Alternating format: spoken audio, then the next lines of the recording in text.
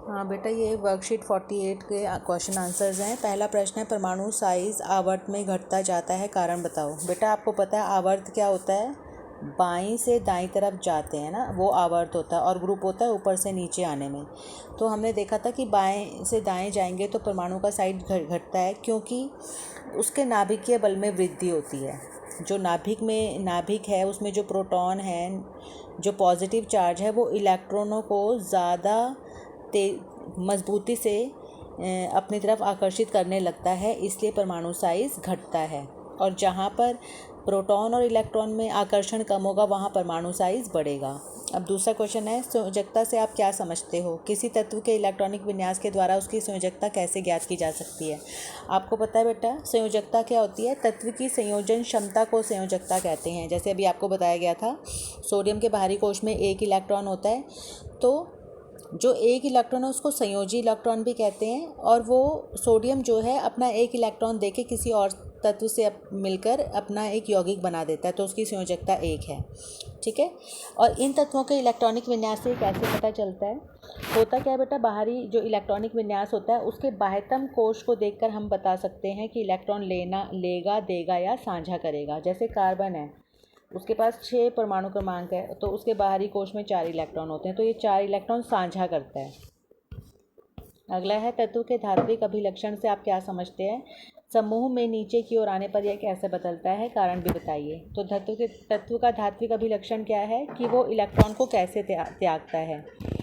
ठीक है। समूह में ऊपर से नीचे आने पर धात्विक गुण बढ़ता है, क्योंकि आपको पता है जब हम ऊपर से नीचे आते हैं समूह में तो नाभिक का जो आवेश है वो घटता है, मतलब वो बाहरी इलेक्ट्रॉन को उतनी मजबूती से नहीं पकड़ पाता, क्योंकि ऊपर से नीचे आने पर इलेक्ट्रॉन का साइज़ बढ़ता जाता है, और जब उनका आवेश आकर्षण कम हो जाए तो इलेक्ट्रॉन आसानी से बाहर निकल जाता है, मतलब किसी और को अपना इलेक्ट्रॉन दे देता है और उसके धात्विक गुण बढ़ता जाता है। चौथा क्वेश्चन है, समूह में नीचे की ओर आने पर और आवर्त में बाएं से दाएं जाने पर परमाणु साइज में क्या फ़र्क आता है? तो बेटा आपको समझाया था, बाएं से दाएं जाते हैं तो नाभिक का आवेश बढ़ता जाता है, जिससे परमाणु साइज घटता है, और जब ऊपर से नीचे आते हैं तो नाभिक का आवेश जो कम होता जाता है, और जिससे कि उसका साइज बढ़ता है तत्व के इलेक्ट्रॉन परमाणु का।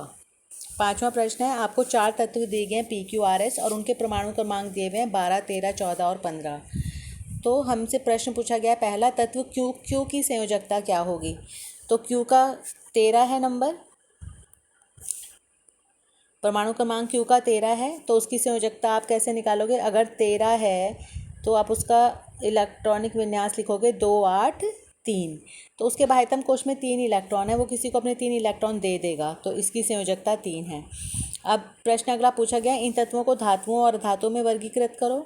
तो बेटा जो इलेक्ट्रॉन देते हैं, जैसे ये P और Q जिनके 12 और 13 हैं, P 2 इलेक्ट्रॉन देगा और Q 3 इलेक्ट्रॉन देगा, तो जो देता है इलेक्ट्रॉन वो धातु होते हैं, तो P और Q धातु हैं, और R और S अधातु हैं, क्योंकि ये लेंगे या साझा करेंगे। जैसे ये 14 नंबर वाला तो 4 इलेक्ट्रॉन साझा करेगा, तो ये दोनों अधातु हैं।